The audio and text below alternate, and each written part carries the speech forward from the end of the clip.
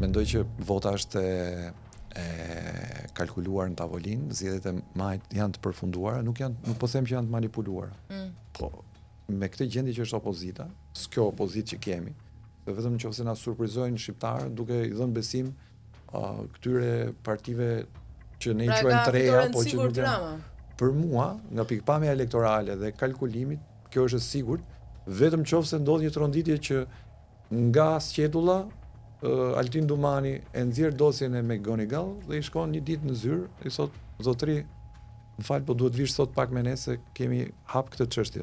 Nëse ndodh kjo, pastaj natyrisht që ndryshimet do të jenë të padiskutueshme, po se si do rikompozohet arena politike dhe skema politike nuk di ta them se nuk jam orakull politik.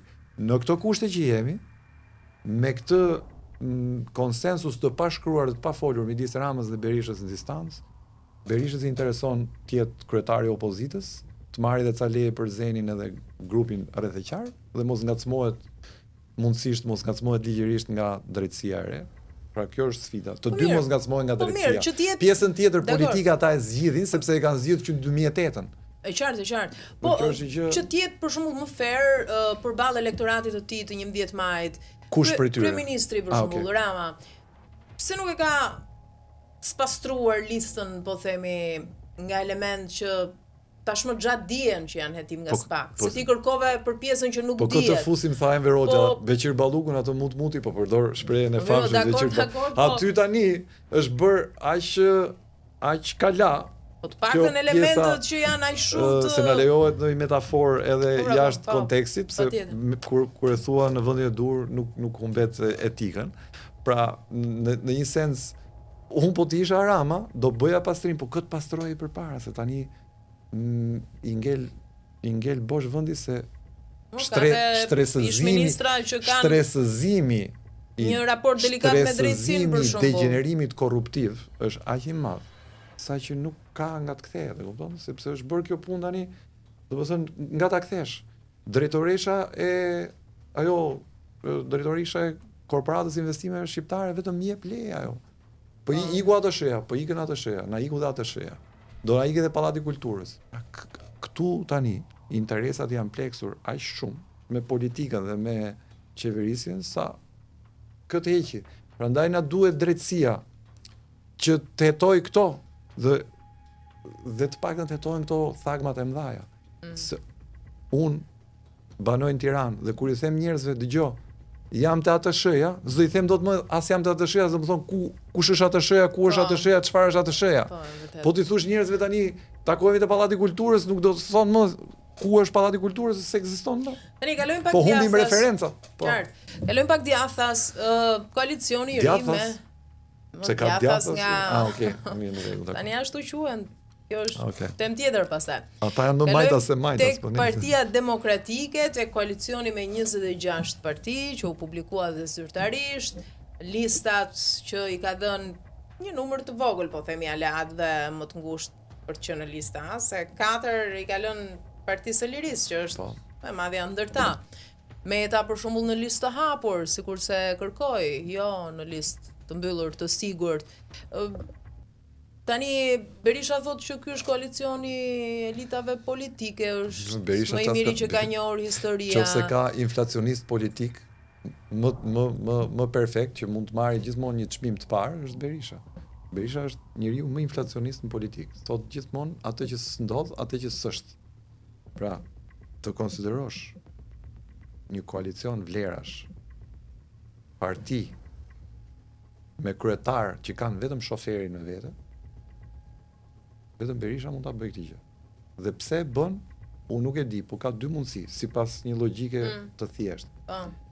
Ose se nuk do dhe e di që s'do ta marrë pushtetin dhe bën sikur, ose ka mbetur aq mbrapa në kohë, dhe pse ka 34 vjet në politikë, saqë nuk prodhon dot asgjë më tepër se sa riciklimi i mbetjeve politike, të cilat i ka ushqyer për dekada me radhë. Pra, çfarë bëri Berisha? Berisha mori prap ca kryetar partish që nuk kanë bërë kurrë zgjedhje brenda partive të veta. Dëgjoti kur ka bërë Partia Republikane zgjedhje? Dhe kush ka qenë rivali Fatmir Mediut? Se që kur ka vdes Sabri Godo... Zgjedhje nuk janë bërë as në Partinë Socialiste tani, se edhe kjo është një temë tjetër. Po flasim për koalicionin. Po që të vim tek një gjë edhe më themelore, se mora skundur, pra shtysëm nga kjo gjë. Ne nuk kemi demokraci brenda partive politike. Po pra ka zgjedh individi dhe jo parti politike për këtë koalicion. Ne na mungon demokracia brenda partive politike dhe me që po flasim për demokracinë, më e tmerrshme është që gënjejnë dhe sy për sy dhe thonë bëm primare një proces ekselent demokratik, ndërkohë Igli Cara deli pari me vota ndurës dhe emërohet në listë. Po mirë, ai e tha, domethënë duket që u vetë përgënjeshtrua, sepse kohë më parë tha që procesi i primareve do të vendos listat. Domethënë kohë që po i bëjmë to se pastaj do nevojë për korrigjime. Po bëjmë sikur pra. Jo, po bëjmë sikur pra. Këtë se unë këtë po i them njerëzve, se unë vetë nuk është se kam pas ndonjë iluzion. Fare, as te primaret për kryetar bashkish, e kemi diskutuar edhe bashkë kur kemi qenë në intervistën e kaluar. Primaret që bëjnë me sikur, se primaret e vërteta është që ne të dy futemi ngar dhe bëhemi cop me njëri tjetrin. Unë të sakatoj ty dhe kush fiton nga ne të dy është një kandidat i fortë dhe është aq i fortë sa që mund të përballet edhe me më të fortin e krahut tjetër pastaj. Po nëse ne të dy bëjmë sikur, pra i bëjmë elozh njëri tjetrit dhe kur vim dhe te procesi i votimit, manipulojmë dhe votat. Dhe mirë që manipulojmë votat, po kryetari caktohen Floriana Garon në vend të Igli Carës, kjo pastaj është tmerreve. Domethënë nuk mori vota fare. Kjo është një falsitet i tmerrshëm. Pra, tha vetë, tha publikisht Berisha. Po, ka nevojë që të bëhen korrigjime, nuk merren rezultatet e primareve. Sepse bëri një proces, pra ju tha demokratëve hajdeni se ne kemi hapur partinë dhe ndërkohë listën e bën po vet.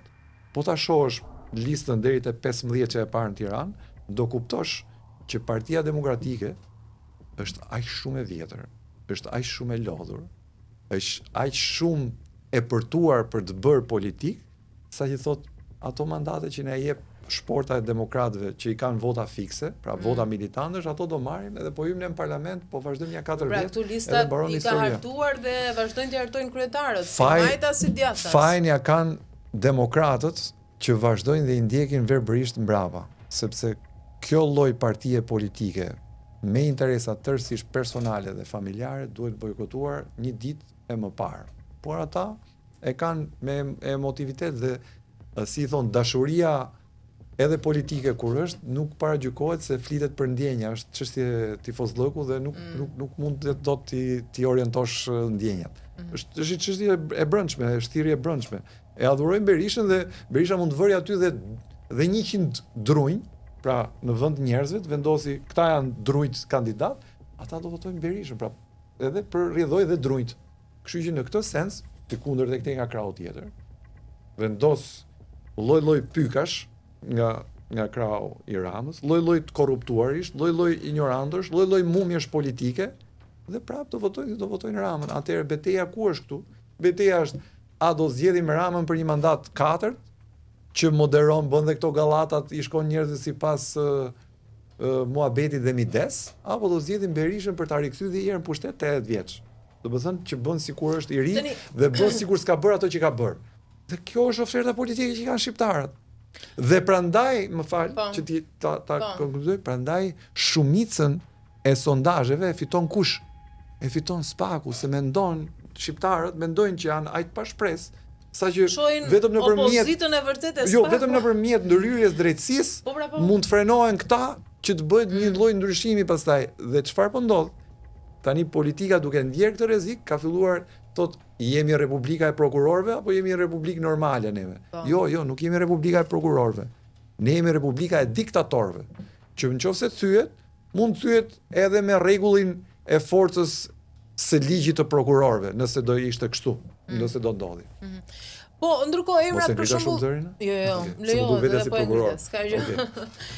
Ndërkohë, te procesi i primareve në PD për shembull, emrat që dolën më të votuar, i sheh realisht ata si më të mirët, më të pëlqyerit, më me integritet.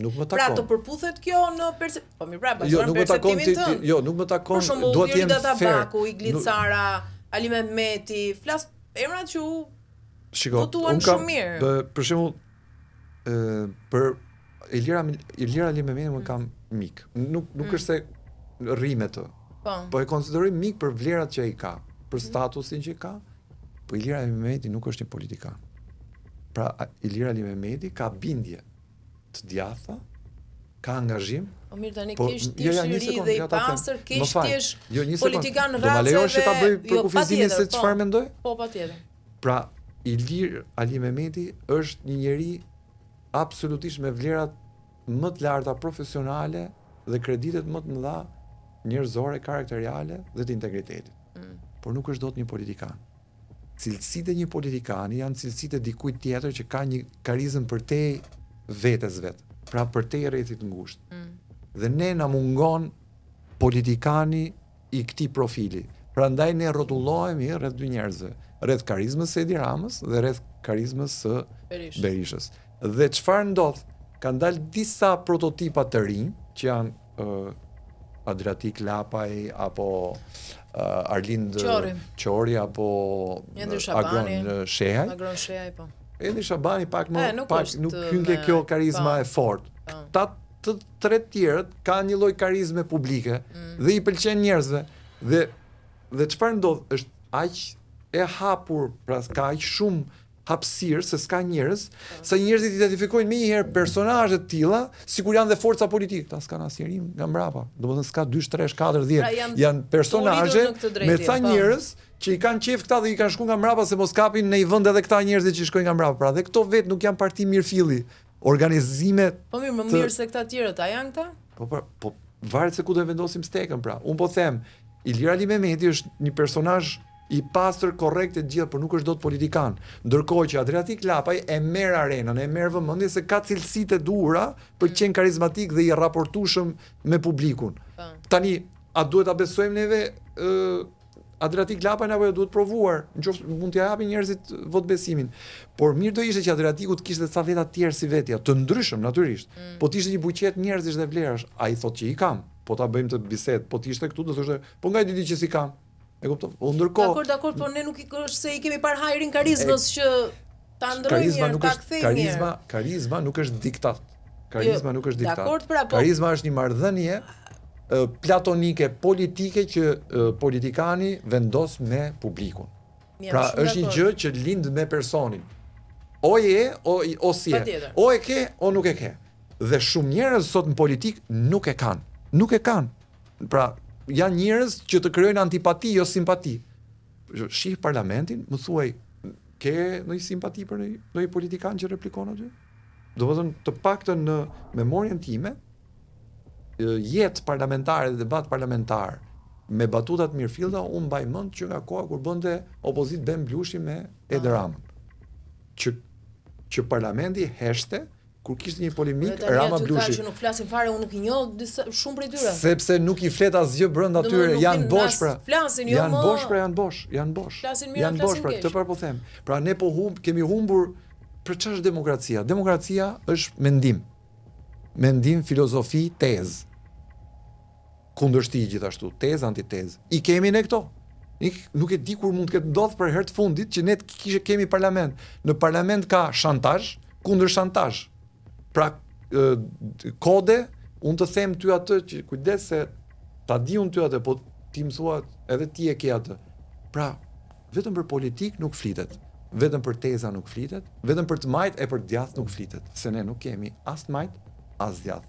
Ne kemi ca njerëz që janë aty për interesat e veta. Kështu e shohun panoramën.